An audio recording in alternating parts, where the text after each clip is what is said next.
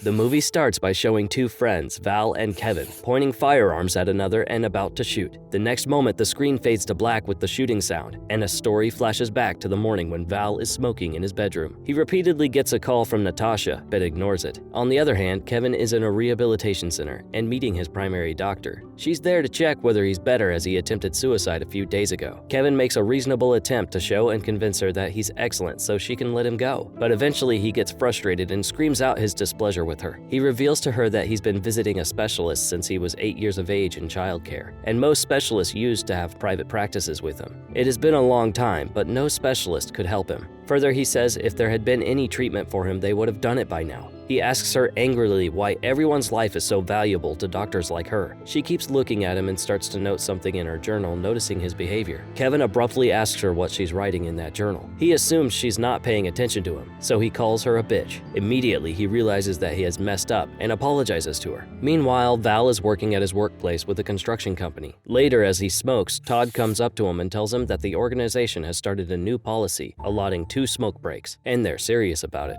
Val responds that this is his second one. Todd believes in saving the breaks for unavoidable circumstances and tells him the manager needs to see him. Val visits the supervisor at his cabin. The supervisor offers him a promotion as a floor manager and wonders whether or not he would actually like to spend his time on Earth doing this. He denies being unafraid. His senior supervisor compliments him for his progress and idolizes the fact that he has some flair. Val is distraught as if something is not right around him and enters the men's washroom. He enters one of the rooms and locks it. He is truly upset. Thinking of something, he unfastens his belt and ties it around his neck. Then he proceeds to balance the belt on the peg fixed on the door and attempts to commit suicide by hanging himself. Soon, Todd enters the washroom and relieves himself and keeps singing about a hopeful song, distracting Val and dropping his plan of self-destruction. Later, Kevin is informed of having a visitor. It's none other than Val. He's there to see his best friend, Kevin. They embrace each other. Val jokes that Kevin has a horrible taste for music and informs him that he's offered a promotion at his job, but he refuses and quits the job because he believes quitting something you don't like is good. Kevin lets him know he's stuck there, as they're not releasing him. He cannot leave as they have incredible high security all over the place. Medical attendants wander around constantly and lock everything. Val tells him not to stress about it and assures him that he'll get him out. While talking, he takes out a cigarette, starts smoking, and tries to blow the alarm. Kevin tries to stop him by telling him that it's not permitted there. Immediately, one of the caretakers comes in. She lets him know he can't smoke there, and she opens the password-protected window to let the smoke pass and leave. Taking the opportunity, they both climb out the window and escape the place. They both get into Val's vehicle and leave. Soon, Kevin asks what they should do now and suggests having something to eat first. He also asks about Natasha, to which Val says he has parted ways with her. Kevin wants to discuss it further, but Val interrupts, asking him to pick up the bag from the back seat. He finds 2 guns in it. They reach near a strip club, which is very quiet, since it's morning at 10 a.m. Kevin wants to know about the weapon and what Val is thinking. Val says it's over for him. He needs to die, and they can do it together. Kevin tells him suicide is not the answer to everything, except Val's attempts to calm him down by telling him that he had attempted suicide 3 days earlier. Kevin argues that he wants to commit suicide as he's battled the entirety of his life. He had tried all medication, however nothing was working for him. For Val, this could not be the end according to Kevin. Val attempts to persuade Kevin, saying resting today and not waking tomorrow is the most serene and loving thing on the planet. Kevin gets convinced and they conclude it together. They point weapons at each other and plan to shoot on the count of 3. Therefore, they begin counting together. 1, 2, 3. On the count of 3, Kevin pushes Val's hand and requests one final day on the planet. He swears to God for only one last day, and they'll do it together toward the day's end. Val agrees, and they leave the place. On the way to eat at a cafe, Kevin plays a song about self-destruction. Val stops the music and informs him that it's messy because it depicts exactly what is happening. They reach the restaurant and Kevin starts having a meal. At the same time, they check if they can accomplish something that they've never finished before, as this is their keep going day on the Earth.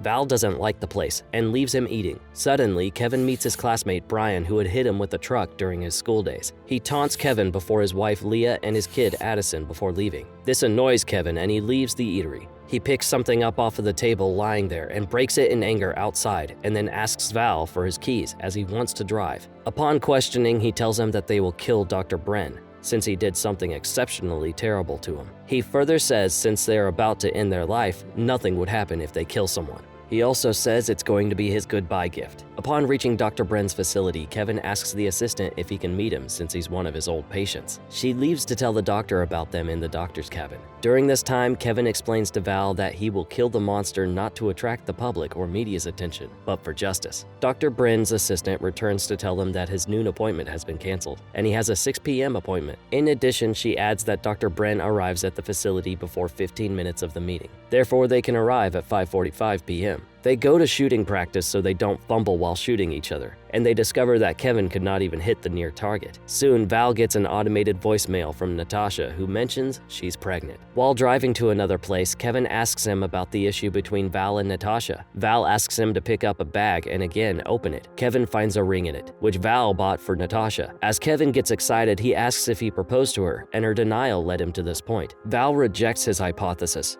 and tells him that he spent the entirety of his cash, making that second exceptional for the proposal. He purchased a ring, booked a reservation, purchased blossoms, and another suit. Kevin assumes by asking if he saw her sleeping with another person. Val stops him and asks him to listen to the entire story first. Val tells him that when he visited her place, he looked at the ring and was sure that this simple ring would not transform anything in his life. Everything will remain the same. He'll go to work, get back, converse with his sweetheart, and that's it. The main thing that would change would be that it would be more durable. Hence, he left without seeing her or saying anything. Kevin concludes that he's never proposed to her and starts telling him that he realizes Val's experience growing up was not excellent, and he endured a great deal. However, he can't disappear from everyone's life like that. Val interrupts him by saying he doesn't want to discuss it. Kevin suggests that they meet Daniel. They visit Daniel's place, where Daniel greets them and calls them derogatory names, saying he does it out of love. Daniel then asks them to prepare for a race, and they get ready wearing helmets on their bicycles. While racing, Val hurts himself by tumbling from the bike. Therefore, they visit a medical store to get some medication for him. He asks the person working at the store to give him medicine. However, he tells them to wait as he looks into the records. This outrages Kevin, so he brings the weapon from their vehicle and shows it to the storekeeper, who gets afraid and offers all the cash to Kevin. Kevin again asks him to give all he needs as his friend is hurt. The storekeeper gives them the medicine, leading Kevin to ask for the bill. The gesture surprises the storekeeper. In addition to paying the amount, he suggests listening to the client whenever he orders something. It is his work, and disregarding it is harmful to him. After saying this, the two of them leave. However, everything got recorded on the store's CCTV. In the vehicle, Val asks Kevin to drive to his father's place. They arrive at the house and meet his father, who embraces him. Val's father asks him about his mom. Val reminds him of the moment when his father stole $2,300 from him when he was 22 years old. He asks him for that money, to which his father refuses, saying he doesn't keep that huge amount in his pocket, and asks Val and Kevin to leave. Val gets upset and chooses to break the storage and get his money. However, his father attempts to stop him by beating him. He also hits Kevin as he tries to get involved in the fight. Kevin asks his father to stop, but he doesn't listen, so he hits him with the screwdriver. His father falls to the ground, and Val takes the cash, and the two leave. Later, Val talks about his last stop, Natasha's place. When they arrive, he asks Kevin to stay in the vehicle. He'll be back in a moment, but Kevin has another plan, so he takes Val's car and leaves. Val knocks on the door of his better half, but she doesn't open it. Therefore, he leaves a parcel of money outside the door and begins to go. But unexpectedly, she opens the doorway and tells him they need to talk. Val apologizes and gives her the bundle, but she doesn't take it. She says she won't accept it if he's paying her back because he feels guilty. She lets him know that he needs to see a specialist each time he wrecks. He attempts to fix it to diminish his culpability. Yet this time, she won't let him escape his responsibility and asks him to leave. In the interim, Kevin drives close to a lake. He sees Brian, his classmate, with his family whom he met in the cafe earlier. He takes out the gun thinking of killing him. However, he recalls his childhood days when he used to visit the doctor, who expressed concern that satisfaction is misrepresented. It's not a recipe for an extraordinary life. He used to tell him that he wouldn't fix him. He would simply explain how to deal with his aggravation. Kevin puts the weapon inside the dashboard and leaves the spot, and returns to Val. Val is standing on the steps outside on the patio. Both leave the place and head to visit Dr. Bren. However, Val doesn't want to kill him anymore, and he doesn't want to play the shootout game. He reveals to Kevin that Natasha is pregnant. He will be a dad now, so he doesn't want to do this anymore. Kevin attempts to convince him that today he may enjoy the day, but tomorrow will be the same as before. Yet Val remains on his point that he needs to live for his life and his kid now. Soon they arrive at Dr. Bren's center, and Kevin alone ventures inside to kill him. To his surprise, he meets him in the lift, but Dr. Bren doesn't recognize him anymore. Kevin follows him as he heads toward his facility. Suddenly, the doctor turns and tells him he may not be allowed there. Unexpectedly, Kevin takes out his gun and points it at the doctor. Eventually, the doctor recalls his name. Kevin asks him to get down on his knees and is about to fire at him, but there's no bullets. The doctor hits him with his records and tells him he forgot to remove the safety of the gun, to which Kevin says it was his first day with the gun. Suddenly, Val comes in and shoots the doctor from behind, killing him. The assistant comes out and sees them with the dead body. She begs for her life while both of them step into the elevator. Further, she informs the police. Kevin thanks Val for saving him by killing the doctor and says that he's a genuine friend. In the meantime, the police begin following them. Val drives madly in an attempt to escape the police. Kevin begins drinking in the vehicle and starts shouting. He attempts to commit suicide, but Val stops him. The police arrive and ask Daniel about them. The two of them immediately run out from the back with the bicycles. Kevin harms himself in a mishap, and the two begin walking. Nonetheless, they're surrounded by police from every direction, so they cannot escape. Kevin thinks that they can end everything by killing each other. Yet Val attempts to stop him by explaining that if they're caught today, they might need to burn through 5 or 10 years behind bars. However, when they come out, everything will work out. He tells him that he needs to stay alive. Val acknowledges that all his shortcomings led him to propose the idea. However, he understood that living each day to the fullest was more meaningful than wasting it on a few useless things. Kevin comes closer to Val and tells him to blame him for everything once he dies, since he's an actual friend. After this, he can live calmly with his loved ones. Kevin places the weapon in his mouth and shoots himself. Right away, the cops reach Val, who comes down to his knees and gives up. A couple years have passed and it's Father's Day. Val has his child and is celebrating Father's Day with his kid and his wife behind bars. Getting joy out of playing with his child is the most meaningful thing he has at this point. The consequences are all worth it. Life deserves living. Ending this valuable life is a highly evil act. It's normal to have concerns, however, people do not simply end their lives by self-destruction. If you enjoyed that recap, I got a good feeling that you'll like this one too. Click on the video on your screen for more.